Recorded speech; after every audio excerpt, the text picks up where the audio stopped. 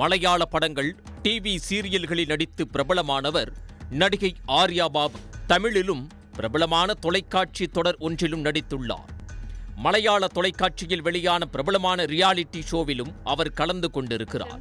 சின்ன திரையில் மட்டுமல்லாது கனகன் தர்வான், குஞ்சி ராமாயணம் போன்ற மலையாள திரைப்படங்களிலும் அவர் நடித்திருக்கிறார். சில வருடங்களுக்கு முன்பு ஆர்யா பாபுவுக்கு ரோகே சுசீலன் என்பவரோடு திருமணமானது.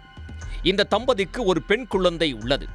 இந்த சூழலில் கணவரோடு ஏற்பட்ட கருத்து வேறுபாடு காரணமாக அவரை பிரிந்திருக்கிறார். இதனைத் தொடர்ந்து ஆர்யாவுக்கு சிபின் என்பவரோடு காதல் மலர்ந்துள்ளது. இருவரும் சமீபத்தில் நிச்சயதார்த்தம் செய்திருக்கிறார்கள். இன்னும் ஒரு சில மாதங்களில் திருமணமும் நடைபெற இருக்கிறது. இன்ஸ்டாகிராமில் 1.2 மில்லியன் ஃபாலோயர்ஸை கொண்ட ஆர்யா தொடர்ந்து ரீல்ஸ்களை பதிவிட்டு வருவது வழக்கம். வெறும் பொழுதுபோக்குக்கு மட்டுமல்லாமல் இன்ஸ்டாகிராமை தனது பிசினஸுக்கும் ஆர்யா பயன்படுத்தி வந்திருக்கிறார்.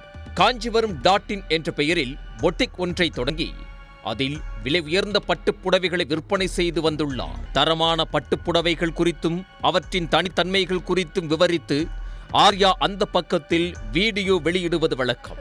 இதேபோல் ஏராளமானோர் ஆர்யாவை தொடர்பு கொண்டு பேசியிருக்கிறார்கள். இதனால் அதிர்ந்து போன ஆர்யா தனது டீமிடம் விசாரித்து உள்ளார்.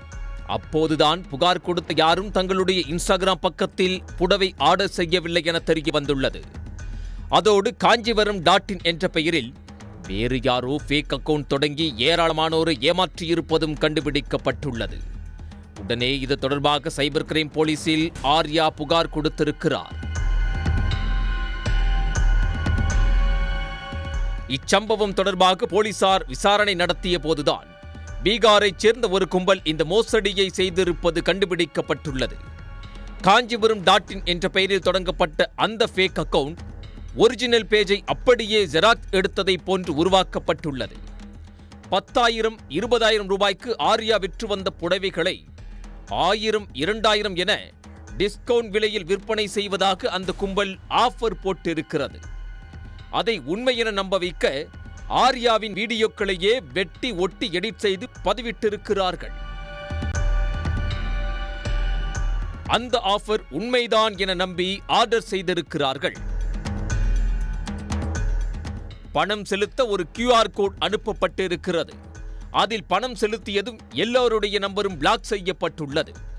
அதன் பிறகு அவர்களை தொடர்பு கொள்ளவும் முடியவில்லை. போலீசாரின் விசாரணையில் ஆர்யா பொட்டிக்கின் பெயரில் 15 போலி கணக்குகள் தொடங்கப்பட்டிருப்பது தெரிய வந்துள்ளது. அவற்றையெல்லாம் போலீசார் முடக்குவதற்குள் மீண்டும் 10 போலி அக்கவுண்டுகள் உருவாக்கப்பட்டுள்ளது. நீண்ட போராட்டத்துக்கு பிறகு சைபர் கிரைம் போலீசார் அவற்றையும் முடக்கியிருக்கிறார்கள். இச்சம்பவம் தொடர்பாக ஆர்யா தனது ஃபாலோயர்ஸுக்கு எச்சரிக்கை வீடியோ ஒன்றையும் பதிவிட்டிருக்கிறார். போலி கணக்கை தொடங்கி ஏமாற்றிய அந்த பீகார் கும்பலை சைபர் கிரைம் போலீசார் கைது செய்யும் வேளையில் இறங்கியிருக்கிறார்கள். அவர்களை கைது செய்த பிறகே எத்தனை பேரிடம் எவ்வளவு ஏமாற்றியிருக்கிறார்கள் என்ற விவரம் தெரிய வரும். உடனுக்குடன் செய்திகளை தெரிந்து கொள்ள சன் நியூஸ் பெல் ஐகானை கிளிக் பண்ணுங்க.